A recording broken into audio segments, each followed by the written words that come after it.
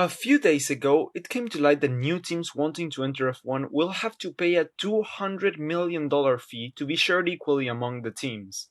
Yes, the teams. This fee was said to have been set in place to protect the value of existing teams and prevent unsustainable entries like US F1 to the F1 circus. This team was not the only one who was admitted at the start of the 2010 season, along with Campos Racing and Manor, with Lotus being allowed to race after the withdrawal of BMW Sauber. These teams were going to be part of the new subcategory of F1 proposed and imposed by the FIA on 2008, looking into the 2010 Concorde Agreement.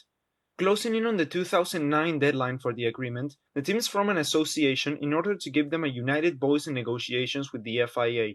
This association was the Formula One Teams Association, or FOTA for short.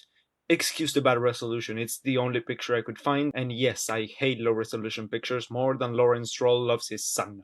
FOTA was formed primarily to provide a counter-argument for the proposed budget cap to be introduced from 2010 on, that would give teams with a £40 million budget all the tools needed to enroll, race, and even grow in F1 in the midst of a world financial crisis that had dropped a number of manufacturers like Toyota and Honda off the grid. This budget cap would have gone to make F1 a two-tier series. Like we jokingly say today, F1.5 would have actually been a thing. And it kinda was for a couple of years. Like LMP1 and LMP2 at the World Endurance Championship, they were going to naturally search two sets of teams, ones who abided by the minimum budget cap of £40 million and those who went wide over it, like pretty much all the teams that were racing before that, with two sets of regulations for each of them. Ferrari, with their F1 privileges, tried to veto this idea, but even that wasn't enough to stop the plans. The argument reached its peak when after the 2009 British Grand Prix, the teams threatened to make their own rival breakaway series and therefore dissolve F1 as we know it. Ferrari, BMW Sauber, Toyota, Renault, Braun GP, McLaren, Red Bull and Toro Rosso announced their intentions to withdraw from the 2010 championship by virtue of not submitting entries if the agreement was passed as it was. At the time, Bernie Ecclestone believed that he could talk the teams out of it, but on May 15th, the FIA failed to reach a settlement with the teams. They wouldn't budge. FOTA sent a letter in where they stated that they were open to conversation. However, the deadline for the new Concorde Agreement would have to be moved forward. FIA President Max Mosley denied this motion but accepted the request for further conversation.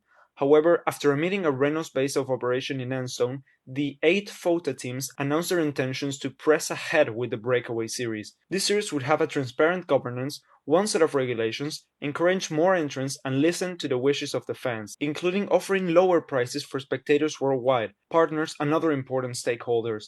This would have absolutely destroyed Formula One, with most of their money coming from the teams and the circuits, which decide to host a Grand Prix if there's enough demand. But with most of the grid going away, this would no longer be the case, and F1 would not have survived that.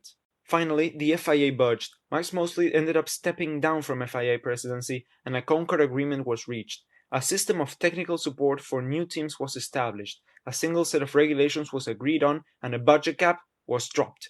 This left room for 3 new teams, one of whom would go on to quit at the beginning of the season due to lack of funding, US F1, which requested to skip the first 4 races, but before an agreement was reached, the team declared bankruptcy and ceased operations immediately. This left the door open for Peter Sauber, who had repurchased his team from BMW, to enter with the extra slot in the grid with funding from FOTA to keep afloat. Well, what happened to the teams that made a cut though? The teams that joined under the promise of one day being competitive were given a Cosworth engine and left out in the rain, with little support and struggling to survive. As stated previously, US F1 didn't even make it to pre-season testing, with one of their chassis being auctioned for $8,000 later that year.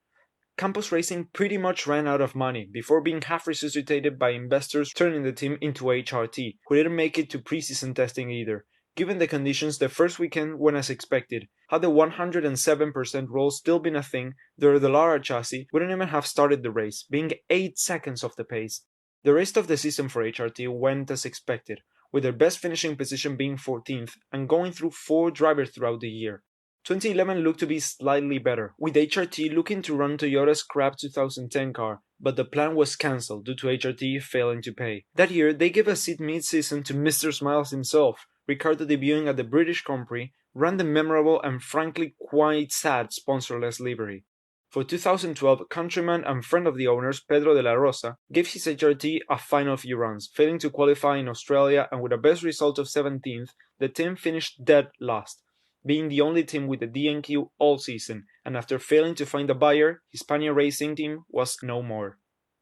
Lotus Racing said they wanted to mirror the debut of Braun the previous year, when they showed up to Australia and were 1 second ahead of the pack. They made their debut at the 2010 Bahrain Grand Prix, where they qualified 21st and 22nd, although they were the only team of the backmarkers to finish with 2 cars. By Spain, the 5th event, it was becoming evident that Lotus Racing were faster than the Virgin and Hispania Racing cars. What a feat, right? During the British Grand Prix, the team was renamed to Team Lotus due to some legal complications with the name. It would end up being changed to Caterham for 2012 until 2014, where financial issues forced them to miss 3 of the last 4 Grand Prix. The team dissolved right after that. Virgin Racing would not see both cars crossing the line until the 5th race, with 7 retirements accumulated until then. The team would finish last on the 2 seasons it raced under the Virgin name. The first one due to lack of reliability, even though they were not the slowest car, and 2011 wasn't much different.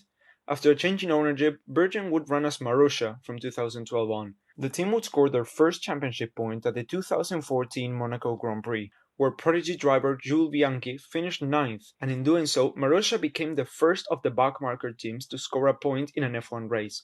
Following the unfortunate crash that would lead to the eventual demise of young driver Jules Bianchi at the Japanese Grand Prix, the team raced for the first time with a single car at the home race, the inaugural 2014 Russian Grand Prix. Later that year, news reports emerged that Marussia would not participate at the United States Grand Prix due to financial issues, and then the team filed a notice intending to go into administration. They raced as Marussia for 1 more year and then as Manor for 2016, and gave seats to rookies Esteban Ocon and Pascal Wehrlein, the latter who would go on to deliver a point for the team at the Austrian Grand Prix, a nice send-off gift for the team that dissolved at the end of the season.